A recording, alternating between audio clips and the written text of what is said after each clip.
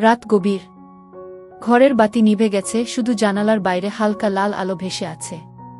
আদুরে এখনও টেবিলের পাশে বসে বাক্সটির দিকে তাকিয়ে আছে। তার হৃদয় ধকধক করছে। আবেশ ধীরে ধীরে কক্ষে ঢুকে বলল, আদুরে, এখনই সময় এসেছে। সবকিছু বলবো যা লুকিয়েছিলাম গু। আদুরের চোখে বিস্ময় ও উত্তেজনার মিশ্রণ। সে হাত বাড়ায় বাক্সের দিকে। আবেশ ধীরে ধীরে বাক্সটি খুলল। ভেতরে ছিল এক গুচ্ছ পুরনো চিঠি, কিছু ছবি এবং একটি ছোট নোট। বিয়ের রাত। ফুলে সাজানো কক্ষে বসে আছে আদুরে।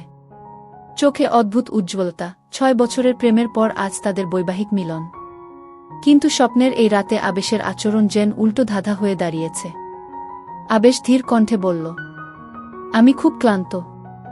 আজ হয়তো শুধু ঘুমাতে চাই। কথাটি শুনে স্তব্ধ হয়ে যায় আদুরে। এতদিন ধরে যাকে নিয়ে অগণিত কল্পনা করেছে, সেই রাতেই এমন কথা। মনে হাজার প্রশ্ন। আবেশ কি বদলে গেছে? আমার মধ্যে কি কোনো খুঁত দেখেছে? নাকি কোনো অজানা কারণ আছে যা সে বলতে পারছে না?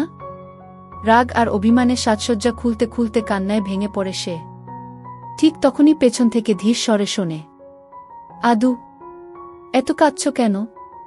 আবেশ তার পাশে বসে মৃদু হাসল। শুধু ক্লান্ত বলেছি বলে এত অভিমান? আমি ভেবেছিলাম তুমি বুঝবে। এসো, আমার কাছে আসো। আজকের রাতটা অন্যরকম হবে গি। আদুরে বিস্মিত হলেও কিছুটা শান্ত হয়। কিন্তু তার মনে এখনো প্রশ্ন, কেন আবেশ এমন করল? পরের ভোরে জানালার পাশে দাঁড়িয়ে সূর্যের আলোয় ভিজছে আদুরে। আবেশ নিঃশব্দে এসে তাকে জড়িয়ে ধরল। শুভ সকাল, আদুরে কি? এই আচমকা স্পর্শে লজ্জায় কেঁপে ওঠে সে। আবেশ তার কানে ফিসফিস করে বলে, আমি তোমাকে প্রতিশ্রুতি দিচ্ছি, আমাদের গল্পের আসল শুরু এখন গু। কিন্তু আবেশের চোখে ভাসছে এক অদ্ভুত চিন্তা। কি সেই গোপন কারণ যা সে লুকিয়ে রেখেছে বাসর রাতেই? আদুরে ভোরের আলোয় চুপচাপ দাঁড়িয়ে ছিল জানালার পাশে। হঠাৎ পেছন থেকে আবেশের হাতের ছোঁয়া।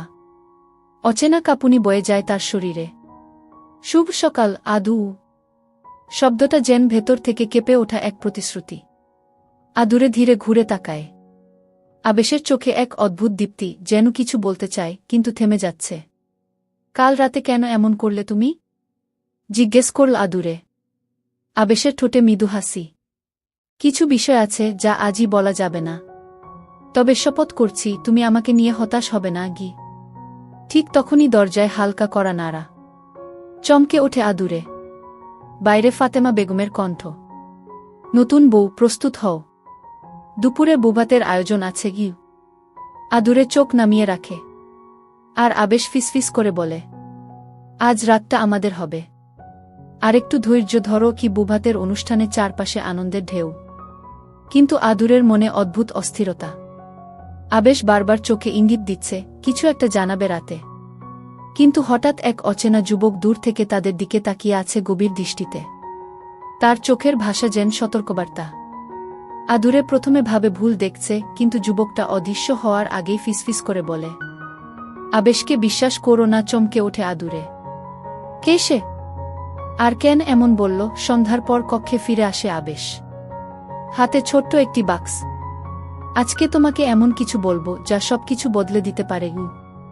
আদুরের বুক ধকধক করছে। বাইরে হাওয়ার শব্দ, কক্ষের ভেতর ফুলের গন্ধে ভরা এক অদ্ভুত আবহ। হঠাৎ বাতি নিভে যায়। অন্ধকারে আবেশের হাতের ছোঁয়া। সে ফিসফিস করে বলে, আদুরে, তুমি আমাকে যেভাবেই জানো, আমি তেমন নই গি। ঠিক তখন দরজার বাইরে পায়ের শব্দ। কে এসেছে? রাতের পর সকালে আবেশের অদ্ভুত আচরণে কিছুটা স্বস্তি পেলেও আদুরের মনে এখনও প্রশ্নের ঘূর্ণি। আবেশ তাকে জড়িয়ে ধরে বলেছিল, আজ রাতটা আমাদের হবে। শুধু আরেকটু ধৈর্য ধরো। কিন্তু আদুরের অস্থিরতা কমছে না। সারাদিন বুভাতের অনুষ্ঠান নিয়ে ব্যস্ততা চললেও তার মনে কেবল একটাই প্রশ্ন, আবেশ কি লুকোচ্ছে? দুপুরের অনুষ্ঠান জমে উঠেছিল। আত্মীয় স্বজনরা একের পর এক উপহার দিচ্ছে, প্রশংসা করছে নতুন বউয়ের সৌন্দর্য। কিন্তু অতিথিদের ভিড়ের মাঝেই আদুরের চোখ পড়ে এক অচেনা যুবকের দিকে। সে ভিড়ের বাইরে দাঁড়িয়ে শুধু তাকিয়ে আছে তাদের দিকে। তার দৃষ্টিতে ছিল এক অদ্ভুত সতর্কবার্তা। যুবকটি চলে যাওয়ার আগে কেবল একটাই কথা ফিসফিস করে গেল, যা শুধু আদুরের কানে পৌঁছাল, আবেশকে বিশ্বাস করো না গি। আদুরের বুক ধক করে উঠল। কে এই যুবক? কেন বলল এমন কথা? সে কি আবেশের কোনো বন্ধু, শত্রু, নাকি পুরনো পরিচিত? আয়োজন শেষ। অতিথিরা চলে গেছে। ঘর ফাঁকা, চারপাশে নীরবতা। কিন্তু আদুরের ভেতরে ঝড় বয়ে যাচ্ছে। আবেশের দিকে তাকাতে গিয়েও বারবার সেই অচেনা যুবকের কথা মনে পড়ে। আবেশ হঠাৎ কক্ষে প্রবেশ করল। তার হাতে ছোট্ট একটি কাঠের বাক্স। এটা তোমার জন্য এনেছি, কিন্তু খোলার আগে আমার কিছু বলা দরকার। এ দূরে বাক্সের দিকে তাকালেও হাত বাড়াল না, বরং জিজ্ঞেস করল, তুমি কি কিছু লুকাচ্ছ? আবেশ মৃদু হাসল। লুকানো নয়, সময় হলে বলবো। কথাটা বলেই সে জানালার পর্দা টেনে দিল। ঘর জুড়ে ফুলের গন্ধে এক ধরনের রহস্যময় আবহ। হঠাৎ বাতি নিভে গেল। অন্ধকারে আবেশের কণ্ঠস্বর, আদুরে, ভয় পেও না, আমি আছি। আদুরে আবেশের হাতের স্পর্শ অনুভব করল, কিন্তু তবুও মনে অদ্ভুত আতঙ্ক। এই অন্ধকারে যেন কারো ছায়া নরল দরজার বাইরে। আবেশ বাক্সটি টেবিলে রেখে ফিসফিস করে বলল, আজ রাতে সব বলবো। আমাদের গল্প বদলে যাবে। আদুরের বুকের ধকধক শব্দ যেন ঘরের নীরবতাকে ভেঙে ফেলছে। হঠাৎ দরজায় কড়া নাড়া। কে এসেছে এই সময়ে? আবেশ ধীরে ধীরে দরজার দিকে এগিয়ে যায়। আদুরে টেবিলের উপরের বাক্সটির দিকে তাকিয়ে থাকে। বাক্সটা যেন তাকে ডাকছে। ঠিক তখন দরজা খুলতেই দেখা গেল দরজার বাইরে দাঁড়িয়ে থাকা মানুষটি তাদের চমকে দিল। না, সে কোনো আত্মীয় নয়, কোনো অতিথিও নয়। তার মুখ আড়াল করা, চোখে ভয় আর তাড়াহুড়ো।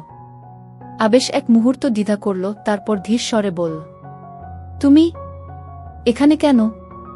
লোকটি ফিসফিস করে বলল, আমাদের কথা বলতেই হবে, এখনই, না হলে দেরি হয়ে যাবে।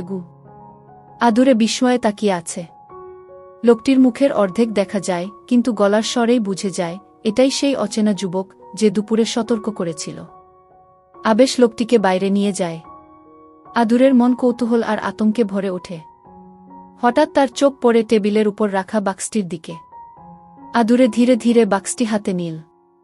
কাঠের তৈরি ছোট্ট বাক্স, ঢাকনায় নকশা করা অদ্ভুত প্রতীক। সে ধীরে ধীরে খুলতেই ভেতরে এক গুচ্ছ পুরনো চিঠি ও একটি ছবি। ছবিতে দেখা যায় আবেশ আর তার পাশে দাঁড়ানো এক মেয়ের হাসিমাখা মুখ।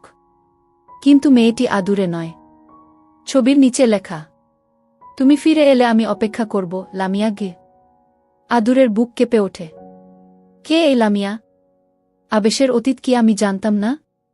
ঠিক তখনই দরজা খুলে যায়। আবেশ ফিরে এসেছে, চোখে চাপা দুশ্চিন্তা। আদুরে দ্রুত বাক্সটি বন্ধ করে রাখে, কিছু বোঝার সুযোগ না দিয়ে। রাত গভীর হলে আবেশ ধীরে বলল, আদুরে, কাল সকালেই আমাদের শহরে ফিরে যেতে হবে। এখানে থাকা নিরাপদ নয়। আদুরে বিস্ময়ে জিজ্ঞেস করল, কেন? কি হচ্ছে? আবেশ উত্তর দেওয়ার আগেই বাইরে থেকে ভেসে আসে গাড়ির শব্দ, তারপর গেটের কাছে তীব্র কোলাহল। কেউ একজন চিৎকার করছে, আবেশকে বের করো, তাকে আমাদের দরকার। আদুরে জানালার পর্দা সরিয়ে দেখে অচেনা যুবক আবার এসেছে, এবার আরও কয়েকজনকে নিয়ে। তাদের হাতে কাগজপত্র, যেন কোনো প্রমাণ। আবেশ আদুরের হাত ধরে বলল, যা দেখছ সবটাই ভুল বোঝাবুঝি, কিন্তু বিশ্বাস করো আমি সব ব্যাখ্যা করব। শুধু আমার সঙ্গে বেরিয়ে চলো। আদুরের চোখে ভয় আর কৌতূহল একসাথে। সে জানে আগামী সকাল তাদের জীবনের গতিপথ বদলে দেবে। রাত গভীর। ঘরের বাতি নিভে গেছে, কিন্তু জানালার বাইরে লাল আভায় ভরা আকাশ এখনো আলো ছড়াচ্ছে। আদুরে বসে আছে টেবিলের পাশে, চোখে অস্থিরতা আর মনে হাজার প্রশ্ন। টেবিলের উপর রাখা সেই কাঠের বাক্সটি এখনও তার দৃষ্টি আকর্ষণ করছে। ছোট্ট বাক্স, যা শুধু দেখতে সাধারণ, কিন্তু ভিতরে লুকিয়ে আছে আবেশের অতীতের এক বড় রহস্য। দরজার বাইরে পায়ের শব্দ। আদুরে হঠাৎ মাথা তুলল। দরজা ফাঁক করে তাকিয়ে দেখে বাইরে সেই অচেনা যুবক যিনি দুপুরে সতর্ক করেছিল। এবার সে একা নয়, সঙ্গে আরও 2-3 জন। চোখে তীব্র রাগ আর আগ্রহের মিশ্রণ। আদুরের হৃদয় তীব্রভাবে ধকধক করতে লাগল। সে বুঝতে পারল কিছু বড় বিপদ তাদের অপেক্ষায়। হঠাৎ আবেশ ঘরের দরজা খুলে প্রবেশ করল। চোখে অদ্ভুত চাপা দুশ্চিন্তা। আদুরের দিকে তাকিয়ে ধীর স্বরে বলল, আদুরে, আজ রাতের সবকিছু তোমাকে বুঝিয়ে দেব। তবে এখন আমাদের দ্রুত সিদ্ধান্ত নিতে হবে। আদুরের চোখে কৌতূহল ও ভয় একসাথে। সে জিজ্ঞেস করল, কেন? কি হচ্ছে? আবেশ বাক্য শেষ করার আগেই বাইরে থেকে কোলাহল। কেউ চিৎকার করছে, আবেশকে বের করো, তাকে আমাদের দরকার। আদুরে জানালার কাছে গিয়ে তাকায়। অচেনা যুবক এবং তার অনুসারীরা এখন আরও কাছে। তারা যেন কিছু প্রমাণ হাতে এনেছে। আবেশ দ্রুত আদুরের হাত ধরল। বিশ্বাস করো, সবকিছু ব্যাখ্যা করব। তবে এখন আমার সঙ্গে বের হও। এই মুহূর্তে আমাদের নিরাপত্তা শুধু একে অপরের মধ্যে গু। আদুরের দ্বিধাগ্রস্ত, তার ভয় ও কৌতূহল একসাথে। কিন্তু সে জানে আবেশের চোখের সেই দৃঢ়তা, তার গলার শান্ত স্বর, সবই বলছে এটি শুধুমাত্র তাদের সম্পর্কের নতুন অধ্যায়ের শুরু।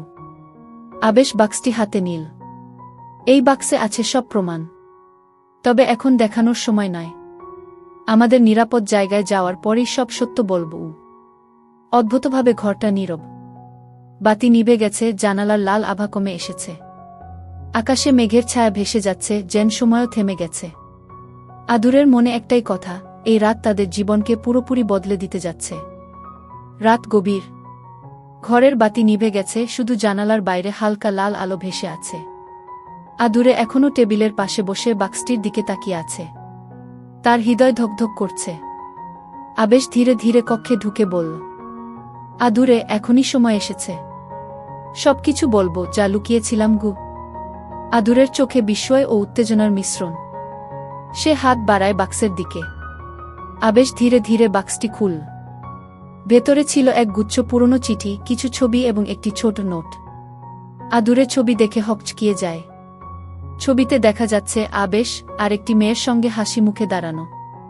মেয়ের চোখে এক অদ্ভুত আতঙ্ক।